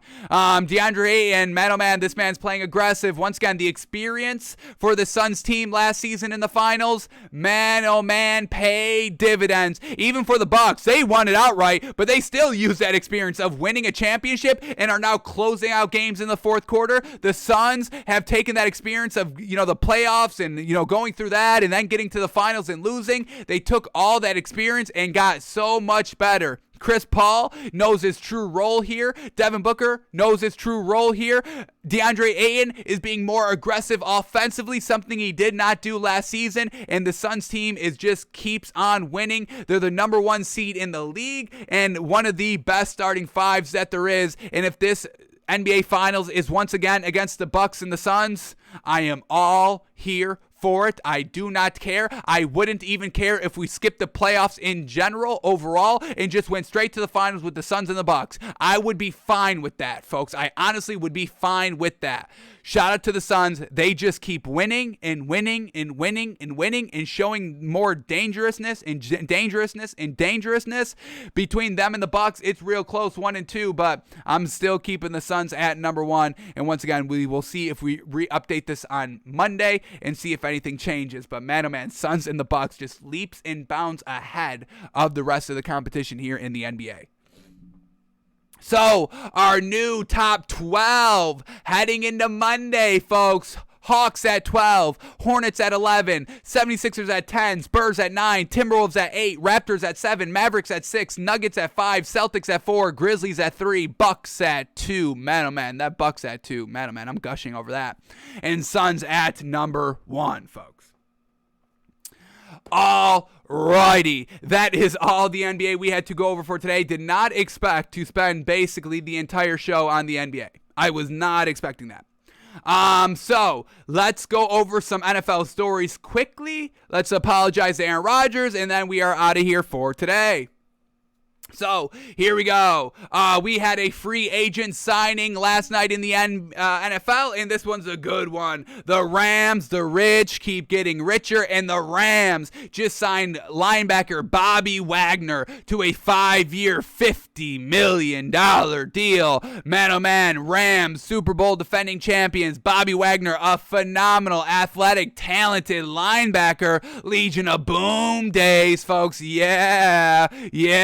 Legion of Boom member here. Now going to the Rams. They're already good. So yeah, you lose Von Miller. Who cares? That sucks for Von Miller. He's not getting another ring. Rams reloading to go back-to-back. Bobby Wagner now a Ram. The league is once again afraid of the Rams. Yikes. Alrighty, here we go. We got Todd Bowles introduced as the head coach for this Bucks team, and I just want to read a couple of quotes. What is he saying? What is his angle? What is his goal? What is his thoughts about this team? I don't want to spend too much time on this because I don't think it's going to be anything that great, but let's see anything here that he kind of says. So quickly, don't want to spend too much time on this at all, especially since we have no time in the show. So let's just read a couple of quotes here. First lead up, here we go. Bowles has a tall task ahead of him. Replace the coach who brought Tampa its second Super Bowl title in franchise history. Fortunately for Bowles, he played a significant role in winning the Super Bowl, saying, quote, "We're not changing the program, we're trying to add on." And that's kind of what we said, when we first talked about, this whole Bruce Arians thing is, hey, the culture is already established. Todd Bowles doesn't really have to go and kind of change everything, or really, we didn't even want him to change everything. So he's like, we're not changing anything. We're just adding to it. So, okay, love that already. Here we go. Quote number 2. Let's read the lead up. Despite the difficulties, that time was valuable to Bowles, who said Thursday he learned how to, quote, wear many hats as a head coach and will learn on that experience with the Buccaneers. I'm sure he was talking about with the Jets. Says, quote, "You just have to move on to the next week. I think every week is a grind. You don't carry the game with you from week to week in and week out. I feel like I did that a little bit in New York." So, hey, learning from your past experiences, especially what we love here on the show. Yes, learn from your mistakes. So, hey, it wasn't a whole bust there in New York. It looked like a bust optically, but hey, he's learning. He's taking away things, learning from the Jets. Also says this, quote, "Coming here with the people I've been around and understanding what I've come from and how I've been coaching, it kind of changed the way I saw things and the way I coached. I think this will help me the second time around." Alrighty, took the experiences from the head coach from the Jets, then went back to defensive coordinator for the Bucks. Learn from Bruce Arians, learn from Tom Brady, learn from everybody. All the great coaches that the Bucks have. Won a ring, got let down last year, improved. He's learning how to coach now, taking what works and what doesn't work, taking it all into consideration, and is now ready to make his second attempt at a head coach with having Tom Brady, run the offense. Yeah, this should all be very, very good. And I don't want to say easy, but it's an easy transition for Todd Bowles to make. So Let's do one more quote here. Here we go. Bowles said Thursday his background shouldn't elicit any worries about his ability to effectively perform his new duties. Remember, he has been here before, saying, quote, I don't consider myself a defensive-minded coach when I became a head coach. You sure? That Jets offense wasn't good. The Jets defense year one was good. And it kind of got worse and worse. But, yeah, you're a defensive-minded guy. Let's not fool. I know, everything is leaning towards offensive-minded. Everyone's trying to, I'm not defense. I'm not defense. I'm defense and offense. That's how they play it now. I'm not defense. Because if you just say you're pure defense, it's not looking good. The trajectory of the NFL is not looking good for just defensive-minded guys. So, no, I'm not defense. Everyone's trying to get that defensive kind of label off of them. And I think Todd Bowles is trying to do that here a little bit. But let's continue on. It says, quote, I don't consider myself a defensive-minded coach when I became a head coach. I am a head coach of the entire team. There will be situational football, and me and Byron will talk about 3rd and 1s, 2-minute, end of half, end of ball game. You become a head coach. And I think there's this thing going around that defensive coaches can't be head coaches. There is. We've been probably the main producer of that, honestly. Because...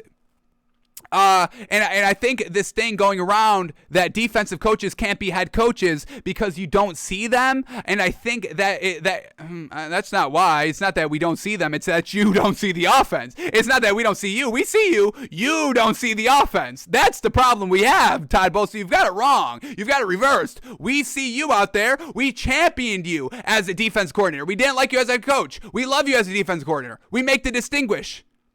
But no. We see you, Todd Bowles. We've gushed over you as a defense coordinator. Maybe not gushed, but we've praised you as a defense coordinator, not as a head coach. We see the defense coordinators. You don't see the offense. That's the problem with defensive-minded head coaches. But let's get back to the quote. Quote, obviously, Patriots coach Bill Belichick. Oh, you do the one outlier. Can we not do this game, please? Folks, don't point out the obvious outlier.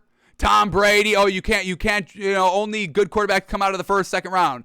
Tom Brady's the outlier, 7th round, we get it. Bill Belichick, we don't like defensive-minded head coaches. Yes, Bill Belichick, defensive-minded head coach. Yeah, Tom Brady. They're the biggest outliers, and they were paired together. Yes, you cannot use them for any argument. Okay, folks, please? Let's not point out outliers, please. Or if we're going to point out an outlier, maybe not do number one. Do kind of the 3rd, 4th outlier a little bit. Help your case. Don't point to number one outlier, folks. That does not help your case. It's not helping your case here, Todd Bowles, but let's see what he says. Quote, obviously, Patriots coach Bill Belichick is an outstanding head coach, and we have a few things in this league that are very, very good head coaches. And if you look back at the Super Bowls, you can go back years and years and see success of defensive coaches winning Super Bowls and being very good coaches. Now, that does play to Todd Bowles. Defense does win the Super Bowl. Offense wins you regular season games and gets you to the Super Bowl. Offense even wins you conference championship games. Once again, Aaron Rodgers couldn't get it done against Tom Brady. Tom Brady, 3 interceptions. Defense causing those 3 interceptions, and they still lost the game. So defense only wins you the Super Bowl. It doesn't get you to the Super Bowl. Offense gets you to the Super Bowl. Defense wins you the Super Bowl. That's the only thing. So Todd Bowles does have a little bit of that. Defense wins you the big game. Chasing around Patrick Mahomes until he can't run around anymore. That won the Bucs the Super Bowl. Malcolm Butler picking off Russell Wilson on the 1-yard line. Defense wins you the Super Bowl. Aaron Donald chasing Joe Burrow all over the field. Wins you the Super Bowl. Defense wins you the Super Bowl. Doesn't get you to the Super Bowl. Doesn't win you regular season games. Wins you the Super Bowl, though, which is pretty good. You need that. But if you don't get to the Super Bowl, it's meaningless. So, final quote here. Extended on, says, quote, but it's a phase in the NFL. People get caught up in the moment, but there are good football coaches on both sides of the ball, and I think we've got to make that a little more fair and a little bit more even. And the only way we can do that is to try and stop people, and that's what we're going to try and do. So, all right, Todd Bowles trying to put the entire future of defensive-minded coaches on his shoulders, saying, hey, we deserve more respect. Defensive-minded coaches can be head coaches and can win. We've seen it in the Super Bowl. He wants to kind of be the new face for defensive-minded head coaches in the NFL. So more power to Todd Bowles out here. Go out and get it done. Make us kind of second guess our whole narrative. It's going to take a lot because once again, I think we're one of the founders of it.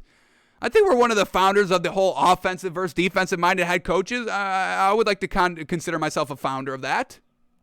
And I will. I'm a founder. I am a founder of that. Founding father of that. I will wear the white powdered wig. But yeah, Todd Bowles, go out and get it done here. Defensive coach. You've got Tom Brady, so it's unfortunate, but this is going to be out there. I am going to say this. This is going to be unfortunate, but even if you do win a ring here, you've got Tom Brady, so once again, you're going to be a little bit in the outlier area as well, even if you do it here. But hey, go out and do everything that you want to do. Go out and set the tone for defensive-minded head coaches, and maybe we change our stance next season given what you've done. But we'll see how it all plays out. You got to do it first. You've got to do it first. Todd Bowles has big ambitions, and let's see if he can have it all. All right, final thing I want to talk about here before we apologize to Aaron Rodgers. Oh boy, big old meatball here. Washington, meatball after meatball after meatball after meatball. Every single offseason we're getting kind of detrimental breaking news on this Washington front office. And another reason why Dan Snyder should have been and should still be forced to sell the team and not just moved into the bigger picture. Oh, Dan Snyder, all that, all those allegations, the workplace harassment, the cheerleaders, I don't know. Can I say this? I don't know if I can say this. So if I can't say this, please tell me. The allegedness of pimping out cheerleaders, not good either. So all this, Dan Snyder should have been forced to sell the team, but the NFL's like, oh, he brought in his wife. Oh, the punishment, you know what, Dan Snyder, for all the sexual harassment in the workplace, for all the potentially alleging of pimping out cheerleaders, you're going to have to hire your wife. That's your punishment. You hire your wife. Your wife will run the day-to-day. You run the bigger picture. You're not allowed in the building, but you're still owner. You're co-owner. That's your punishment. Oh, wow. Real good, NFL. Yeah, we see your stance. Yeah, okay. And now another big meatball on this whole Washington, let's rebrand and change the name to get the stink off of us. No, the stench is still coming off wafting. It's wafting all the way over here in New York. I smell Washington from New York because of all the rotten meatballs that are here every single off season. And here it is, folks. Are y'all ready for the news scandal? Financial now, and y'all know the NFL, the SEC, the FCC, whoever handles financial crimes, they don't play around. When we start talking money, lying about money, taxes, tax fraud, yeah, we don't play around with that. So the NFL may not get you, but the U.S. government will, because they don't play about the money. You can sexually harass, you can, kind of human traffic here and there, allegedly human traffic a little bit, but you can't cook the books. You can't cook the books. You can't fudge the numbers. And that's exactly what potentially maybe Dan Quinn is doing. NFL Commanders allegedly, and I love how they use the new name. They just got the new name. It's not the Washington. It's the Commanders. Like, once again, the language being used, folks. Look at the words. Look at what happens. Look at the words they use. The Commanders are cooking the books. No, they've been cooking the books. It was Washington Redskins cooking the books. It was Washington football team cooking the books. It was Dan Snyder cooking the books. Here it is. NFL Commanders allegedly used 2 books to track finances. Having 2 books, that's a no-no. You can't have 2 books lying around. 1 book. 1 company, 1 book. What's your in and out? It's all in 1 book. You don't write 2 books to try to kind of hide some things. Well, here's our book. Okay, everything checks out. But then you got a secret book. And that's where all, not good things lie. So let's see quickly what we can get here. A congressional committee, government. They're not letting you off here. A congressional committee is expanding the scope of its investigation into the Washington Commanders, and it is primed to use its subpoenas power to delve into the finances of the team and owner Dan Snyder. At least one person familiar with the team's financial health was already interviewed by committee investigators, who are now exploring whether the Commanders use, quote, 2 books of financial information that paint different pictures of the team's money situation. Sources with knowledge of the investigation told Front Office Sports. The timing and number of subpoenas, as well as who specifically will be targeted, was not immediately known. FOS, Front Office Sports, has learned some of what investigators are seeking through a series of interviews, most on the conditions of anonymity. for fear of retaliation or because the details of the investigation may not be made public, says quote, or the 3 bullet points here. The debt load Snyder has undertaken could be impacting the team's finances. Snyder received a debt waiver from the league's owners at the NFL's annual meeting a year ago in order to finance a large chunk of the nearly $1 billion used to purchase the 40% of the franchise he didn't already own. That's the one thing they're investigating. Number 2, the committee is seeking interviews and documents related to allegations that the Commanders used deceptive accounting practices, cooking the books. Per the NFL's constituent and bylaws, clubs are required to submit a certified audit report annually. Cooking the audit. Not good. Last one. Investigators also received allegations of pay disparity between... Whoa. What? This is a Tim Allen. What? No way. The team that has shown biases between male and female, the team that has alleged sexual assault, sexual allegations against them with their female side. There's no way this could be true, right? Investigators also received allegations of pay disparity between male and female employees, including bonuses. What? Color me shocked. Yeah, that's why I should have been forced to sell the team years ago.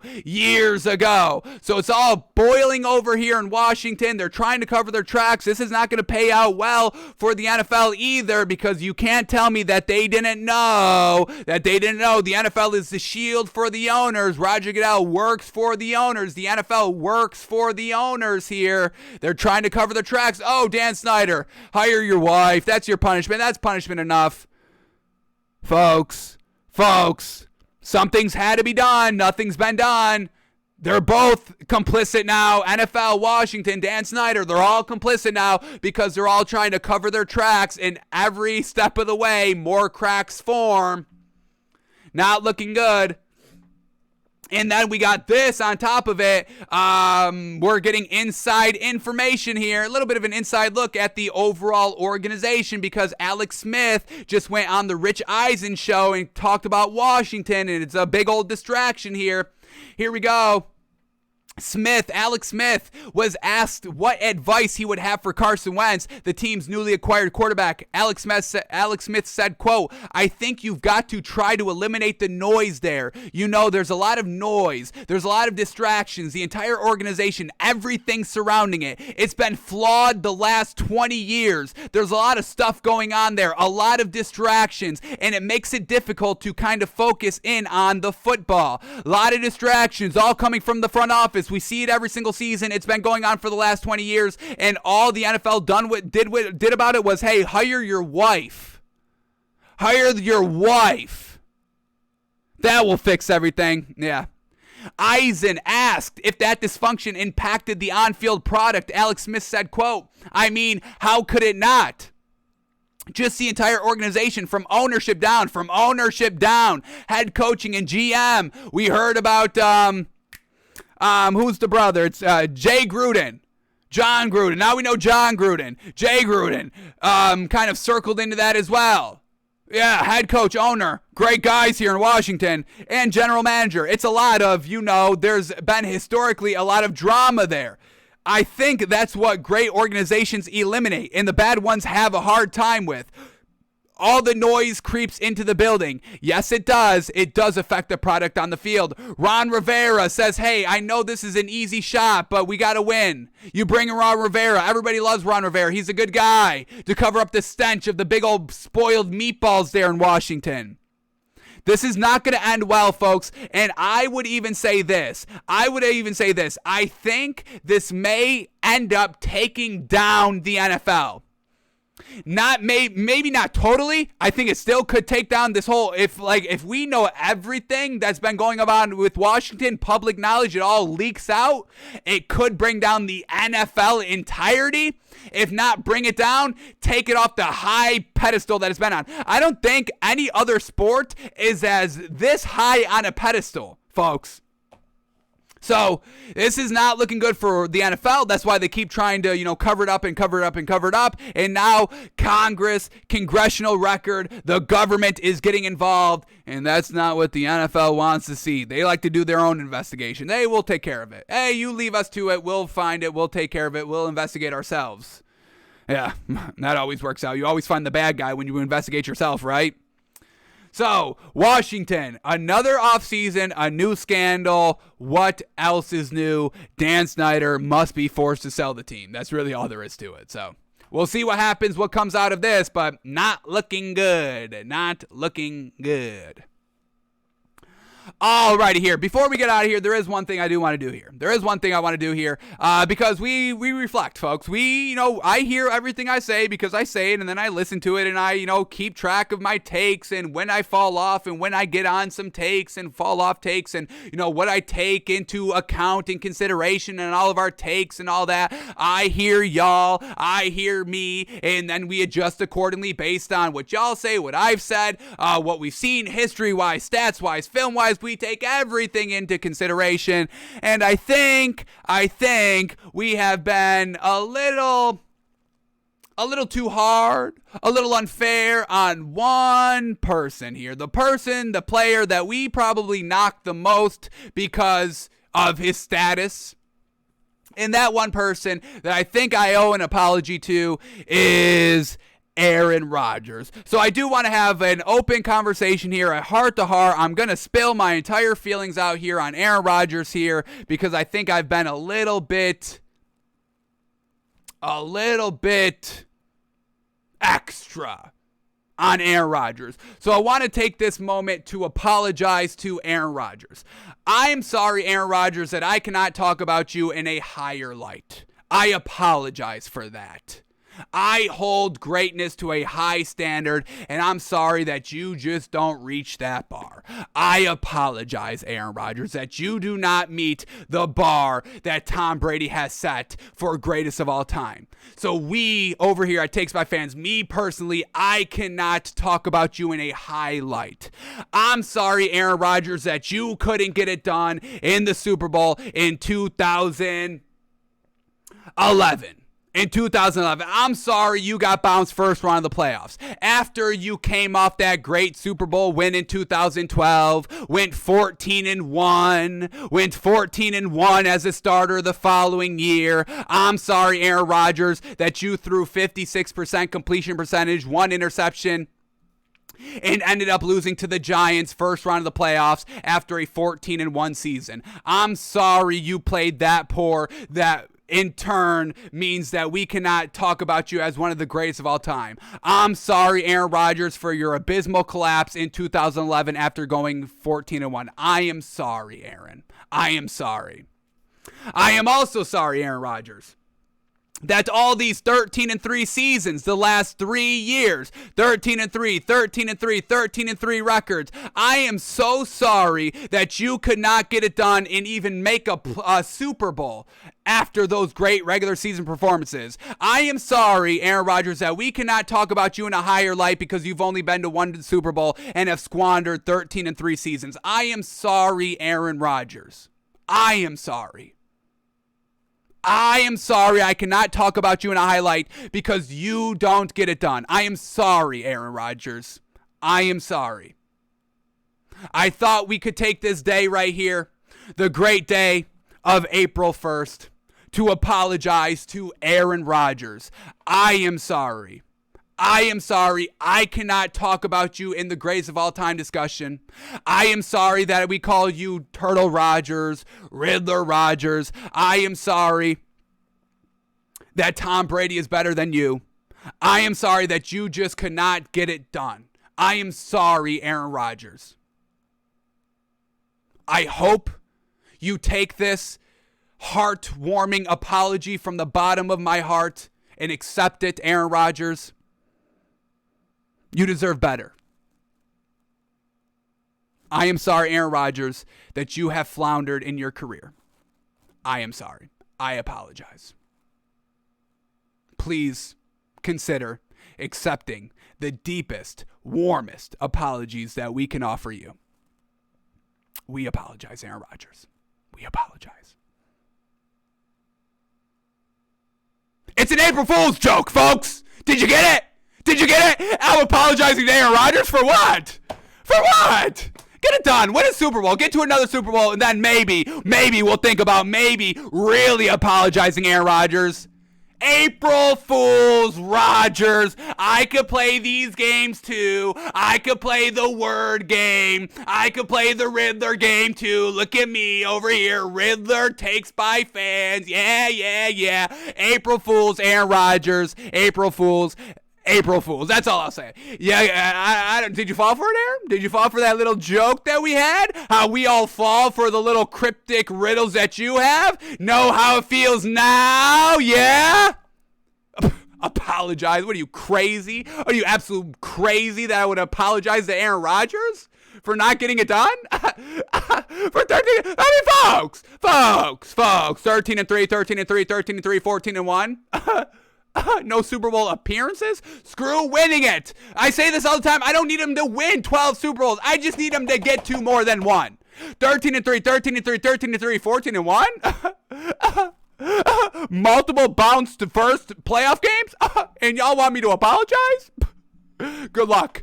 Maybe next April 1st will really mean our apology. Not this April 1st. Aaron Rodgers, get to another Super Bowl, then we'll talk.